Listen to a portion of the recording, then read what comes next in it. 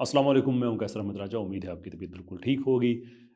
Channel वापस आ चुका है। बहुत बहुत शुक्रिया उन सब लोगों का जिन्होंने नेक तमन्नाओं का इजहार किया, जिन्होंने दुआएं दी, और बहुत ज़्यादा ईमेल्स मुझे आई, बहुत ज़्यादा मैसेजेस आए। सारे ही प्लेटफॉर्म्स पे। अल्लाह ताला आप सबको खुश रखे, आबाद रखे। ये चीज़ें चलती हैं। It is what it is. अब वो सारा क्या से वो मजमूई तौर पे हुआ, वो सिक्योरिटी रीजंस की वजह से मैं सारा एक्सप्लेन तो नहीं कर सकता, लेकिन मैं आपको ये बता सकता हूँ कि बहुत ही टारगेटेड और सोफिस्टिकेटेड अटैक था। मल्टी लेयर्स थे इसके।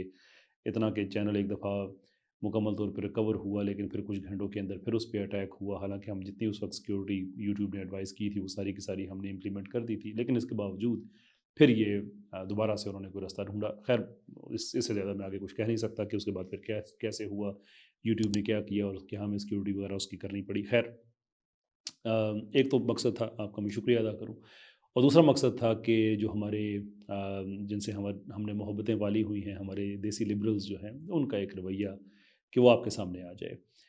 नाउ, मुझे कोई हैरत नहीं हुई। This is what they do.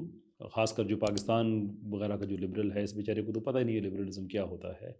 बाकी दुनिया के लिबरल्स भी, वो भी बहुत ज़्यादा टची फीली हुए पड़े हैं, लेकिन फिर भी कम से कम उनकी कुछ रवायात थी जिसमें वो कहते थे कि आई may not agree with what you say but I will defend your right to say it। जो आपने कहना है शायद मैं उससे इत्तेफाक ना करूं, लेकिन आपके कहने के हक़ का मैं दिफा ज़रूर करूँगा।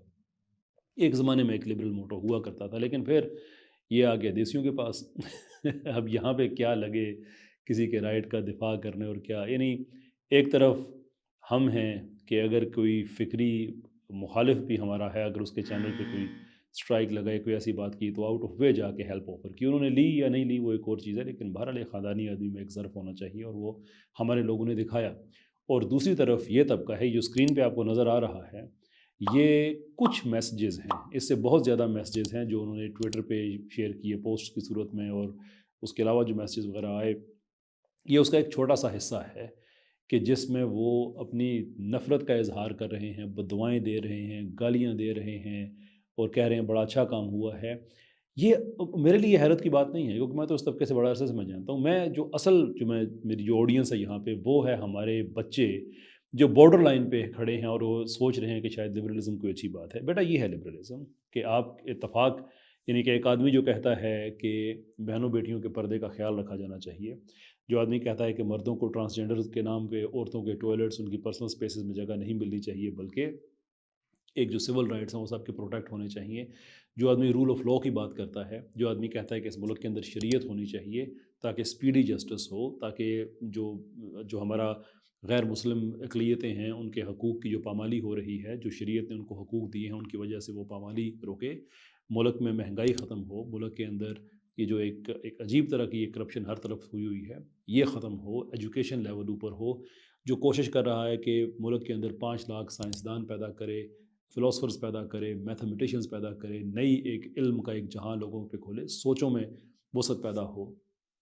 लेकिन चूँकि वो मुसलमान है और वो कहता है कि हम इस्लामिक सिस्टम के ज़रिए सारा कुछ हम लेके आ सकते हैं, इसलिए उसको बात करने का हक़ नहीं है। इसलिए जो हम कहेंगे वही हक़ सच है, बाकी जो हमसे इत्तेफ़ाक नहीं करता, उसको कोई बात करने का हक़ नहीं है। अब इससे पहले के जो लिबरल मुल्क थे, जो ताकतवर मुल्क थे, यानी कि अगर आप मैं कंपैरिज़न कर रहा हूँ हमारा देसी लिबरल वर्सेस एक ताकतवर लिबरल मुल्क, जिसकी ये पॉलिसी थी कि अगर हमसे इत्तेफ़ाक नहीं करते, तो हम जिसे वो कहते हैं कि either you are with us और you are against us. America मिसाल के तौर पे, अगेन मैं जब अमेरिका पे तनकीद करता हूँ तो मेरा मतलब उस मुल्क पे तनकीद करना नहीं है, उस मुल्क के अवाम पे तनकीद करना नहीं है, बल्कि उनकी जो ख़ारिजा पॉलिसी है मैं उसकी बात कर रहा हूँ। उनमें ताकत थी, उन्होंने कई मुल्क जो हैं उनको मिडल ईस्ट में तबाह बर्बाद कर दिया।